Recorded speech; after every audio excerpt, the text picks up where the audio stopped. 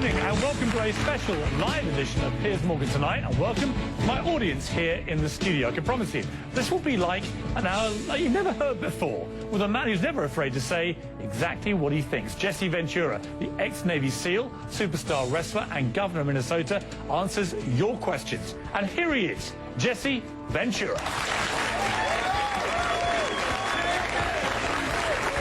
Good to see you. Good to see you. Come on up. Good. Thank you. Thank you.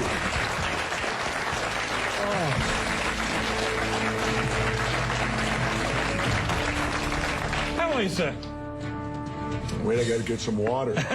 I got to get ready for you. I'm doing good, Piers. We've got an hour ahead of us. We'll cover lots of ground. I want to start, though. You said earlier that all wars were about, oil and corporations. They are, but they're all religious-based, too. So they're all about religion and oil and corporations. Could be, and sure. occasionally getting rid of the Nazis. Yeah. So my point is, well, the Nazis can be over many things. The Nazis was religious too. Look what they did to the Jews. So that brought religion in. Vietnam was religious because Diem, our puppet president, and our country brought 100 Christian Vietnamese down to the south to be the government. Well, the southern Vietnamese didn't like these religious characters from up north, so they then became the Viet Cong. So all wars, pretty much in my lifetime, have had some religious basis, but certainly big business gets in there because wars are very profitable to certain big businesses. And, of course, big business needs to be in the Middle East so that we can get the oil out of the Middle East, so we can get the lithium out of Afghanistan. You know, they discovered a vein of lithium there they say is worth $1 trillion. Well, what is lithium used for? Every cell phone, computer, and soon to be electric cars. Let's talk about why we're really there. We're not there. How does any of these wars affect our freedom in any way? The United States is not in any threat. They're not going to do a Normandy invasion on us, Al-Qaeda in Virginia. Yeah, but hang on, you're being slightly naive, aren't you? Because I'm not being naive, sir. I think you are being naive. No. Because I think that it's clear one of the main reasons that America went into Afghanistan was to try and get Al-Qaeda dismantled, the organization which committed the 9/11 atrocity. Really? Well, you don't think so? Well, how come Al-Qaeda put the heroin business out? They took all the poppy growers and stopped the production of heroin. What would you have done? Wait, now how much of that illegal heroin was propping up the international banks with laundered money, and when it dried up, the first recession happened? Well, now that we're back in there, we aligned with the poppy growers, and the heroin business is back up full swing again. I thought we fight a war on drugs here. All right, Jesse, we're not. What would you have done on September the 12th, 2001? What would you have done if you'd been president? What would I have done? Yeah. I would have done a legitimate investigation to find out what exactly happened on 9/11. How did they know who did this so quickly like they did Lee Harvey Oswald?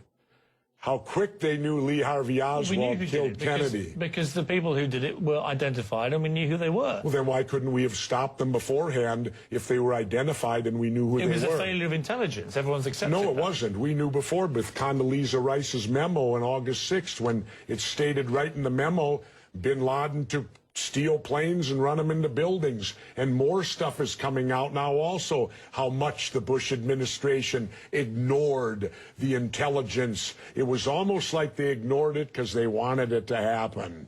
Oh, come off it, Jesse. No, not oh, come off it. Wait a minute. Every war fought starts with a false flag operation. You can't, in all seriousness, sit there and try and make out anybody. Okay, let me ask you this, Piers. Wait a minute. Let me ask you something. How much studying have you actually done of 9/11 other than what the government's told you and what mainstream media has told you? I've been studying it 4 years. I was editor of a national newspaper. I've talked to people. Wait a minute. Depth every day for 5-6 months. Really? So I know a lot about it. Well, one thing I do know is, let me ask you this then. You cannot say that any member of the Bush administration knew it was going to happen or wanted it to happen. It's a ridiculous thing to say. Ridiculous. Okay, let's talk about your BBC. I have a tape of a BBC reporter broadcasting directly back to England talking about a third building has collapsed. World Trade Center Building 7 talks for 7 minutes All the while she's talking, World Trade Center Building 7 is still standing right behind her. It didn't fall for another half hour, yet they were doing a pre-broadcast back to England that, yes, it's true, you need to that this building fell and it hadn't fallen yet. If you're trying to make out the British Broadcasting Company, one of the most respected news organisations in the world, was inventing huge buildings falling over, you need to have a break, Jesse. We'll come back after the break and we'll talk about Israel and Iran. Are you kidding me? This is a fact, my friend.